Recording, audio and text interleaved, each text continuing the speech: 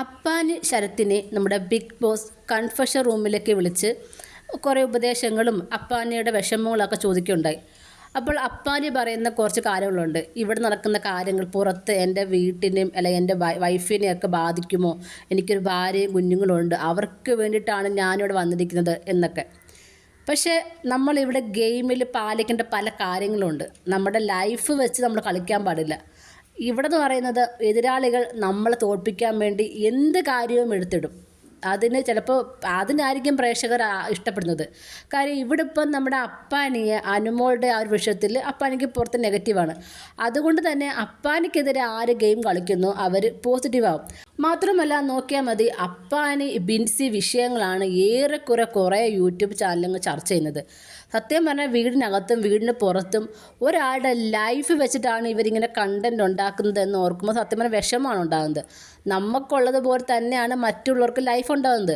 അവർ game കളിക്കാൻ വേണ്ടിയിട്ട് ഉണ്ടാക്കിയ ഒരു ഗ്രൂപ്പായിട്ടാണ് എനിക്ക് തോന്നിയത്. മാത്രമല്ല അതിനകത്ത് അവർ ലവ് കോംബോ പിടിക്കാൻ ഉള്ള രീതിയിൽ അവർ ശ്രമിച്ചിട്ടേ ഇല്ല. ലൈവ് കണ്ടുകൊണ്ടിരുന്ന എനിക്ക് മനസ്സിലായ ഒരു കാര്യം എന്ന് പറയുന്നത്, അവരൊരു അച്ഛൻ മകൾ റിലേഷൻ അല്ലെങ്കിൽ ഒരു സഹോദരൻ്റെ റിലേഷൻ, ആ ഒരു രീതിയിലാണ് അവർ മുന്നോട്ട് പോയിക്കൊണ്ടിരുന്നത്. ചാച്ചൻ എന്നാണ് ഈ ശരത്തിനെ ബിൻസി വിളിച്ചുകൊണ്ടിരുന്നത്. അപ്പം ആ ഒരു കാര്യം വെച്ച് നോക്കുമ്പോൾ അവിടെ ഒരിക്കലും ഇവരൊരു ലവ് കോംബോ പിടിക്കുന്നതായിട്ട് എനിക്ക് തോന്നിയില്ല. പിന്നെ ഇവർ ഭയങ്കരമായിട്ട് അടുത്തിരിക്കുന്നു, ആ ഒരു ഫ്രണ്ട്ഷിപ്പ് രീതിയൊക്കെ അത് പുറത്തും അകത്തും ഒക്കെ ഭയങ്കര നെഗറ്റീവായിട്ട് തന്നെ പോകും. കാര്യം ഇപ്പം നമ്മുടെ ബിഗ് ബോസ് എന്ന് പറയുന്നത് അതൊരു ബിഗ് ബോസ് ഷോ ആയിട്ട് എനിക്ക് ഫീൽ ചെയ്യുന്നില്ല. ഒരു എന്താ പറയുക, ഒരു സീരിയൽ, കുടുംബ സീരിയലുണ്ടല്ലോ, അമ്മായിയമ്മ വരുമ്പോൾ പോര്, അതിൽ കുറേ അനാവശ്യ കാര്യങ്ങൾ കാണിക്കുന്ന അവിഹിതം, ഇതൊക്കെയാണ് ഞാനിപ്പോൾ ബിഗ് ബോസിനകത്ത് കാണുന്നത്.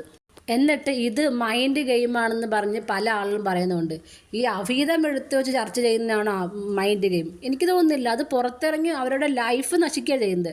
ഇവിടെ ഒരു പരിധി വരെ ശരത്തിൻ്റെ കൈ തെറ്റുണ്ട്. കാര്യം അവരൊരു കോംബോ പിടിക്കാൻ നോക്കി. ആ ഒരു കോംബോ പക്ഷേ ഇവർ ഉദ്ദേശിച്ച പോലെ അല്ല പുറത്തേക്ക് പോയത്. അതാണ് സംഭവിച്ചത്. അതവർ മനസ്സിലാക്കണമായിരുന്നു. കാര്യം ഒന്നാമത്തെ കാര്യം, ശരത്ത് കള്ളം കഴിച്ച ഒരു വ്യക്തിയാണ്. അത് പുറത്ത് എല്ലാ പ്രേക്ഷകരും ഏത് രീതി എടുക്കുമെന്ന് മനസ്സിലാവില്ല.